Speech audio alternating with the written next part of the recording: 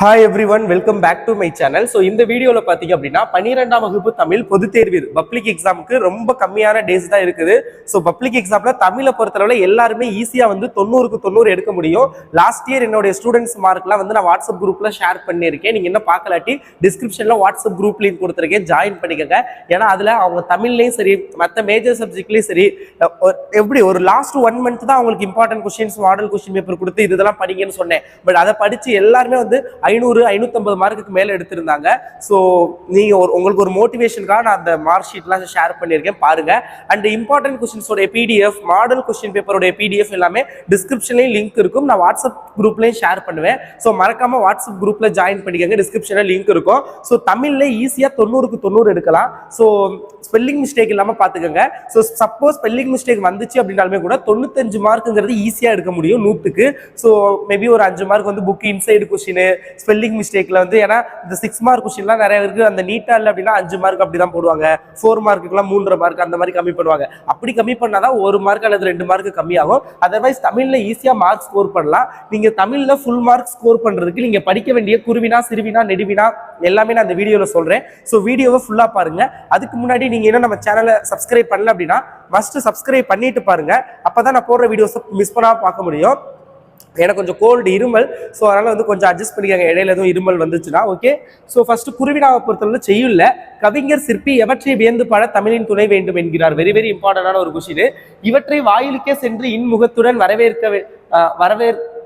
வரவேற்றா என்று ஜலாலுதீன் ரூமி குறிப்பிடுவது எது? வெரி வெரி இம்பார்ட்டன்டான ஒரு கொஸ்டின்.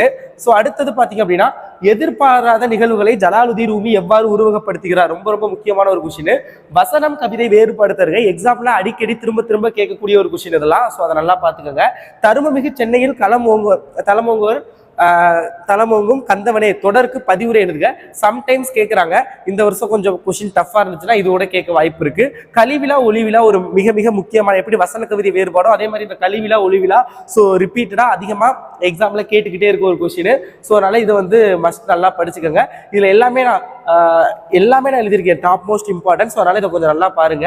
அடுத்தது பாத்தீங்க அப்படின்னா ஒருமுக எழினி பொறுமுக எழினி, இதுவுமே வந்து எக்ஸாம்ல ரிப்பீட்டடா திரும்ப திரும்ப கேட்டுக்கிட்டு இருக்க ஒரு கொஸ்டின். ஸோ அதையும் பார்த்துக்கோங்க.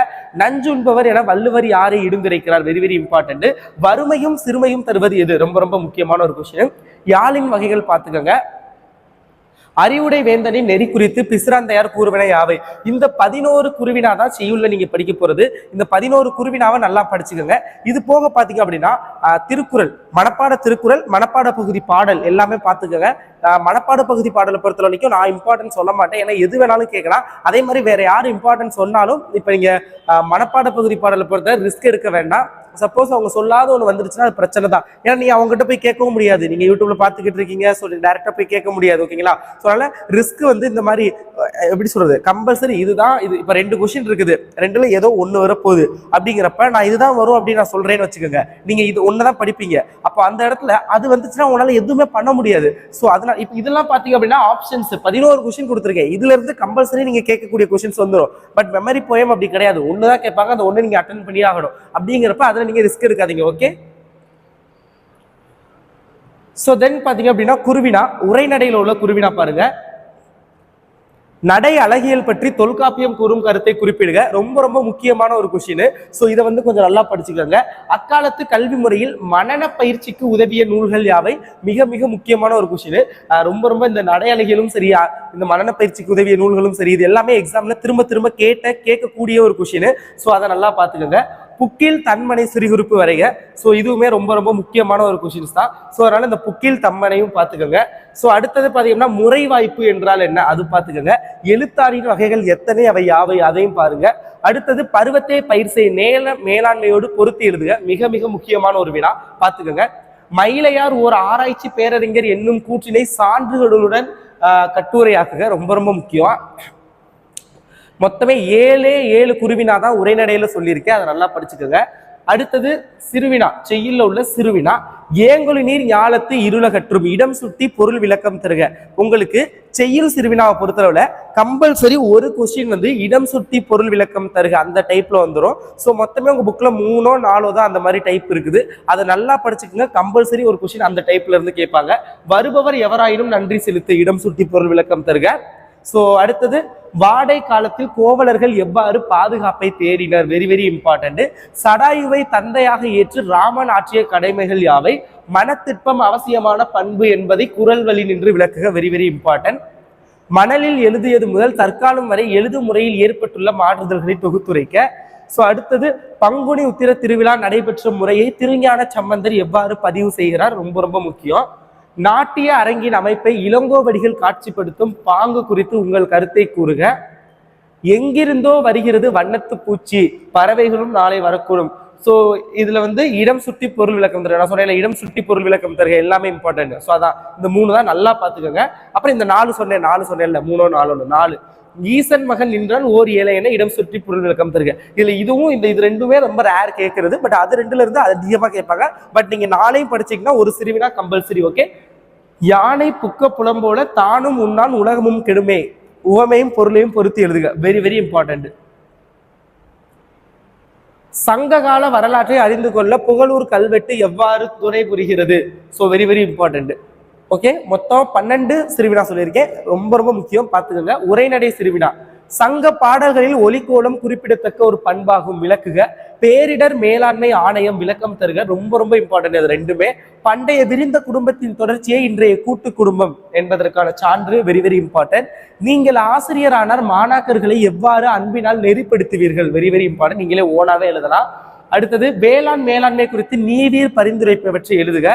மயிலை சீனி வேங்கடசாமி நினைவு சிறப்புதலுக்கு செய்திகள் உருவாக்கி தருக. இந்த 6 சிறுவினா உரைநடையில நல்லா படிச்சுக்கோங்க, வெரி வெரி இம்பார்ட்டன்ட். அடுத்தது செய்யுள் நெடுவினா. மொத்தமே 3 நாள் தான் சொல்லுவேன், அது போதும். கவிதை எழுத அறிய வேண்டுவனாக சுரதா கூறுவனற்றை கூறுக. திருக்குறள்ல இருந்து கம்பல்சரி ஒரு நெடுவினா வரும், நீங்க திருக்குறள்ல நல்லா படிச்சுக்கோங்க. ஓகேங்களா. நெடுநல் வாடையில் நக்கீரர் காட்டும் காலவர்ணனை சொய்யில் வருவிக்க. எச்சே கிருட்டினார் கிறிஸ்துவ கம்பரே என்பதை நம் பாடப்பகுதி விளக்குக.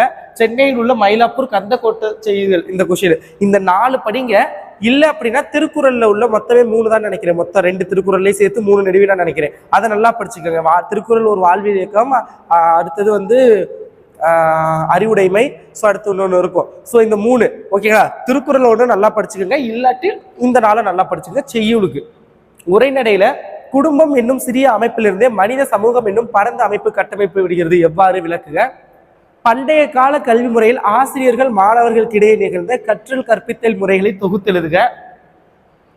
நிர்வாக மேலாண்மை குறித்து இறையன்பு கூறும் கருத்துக்களை எழுதுக.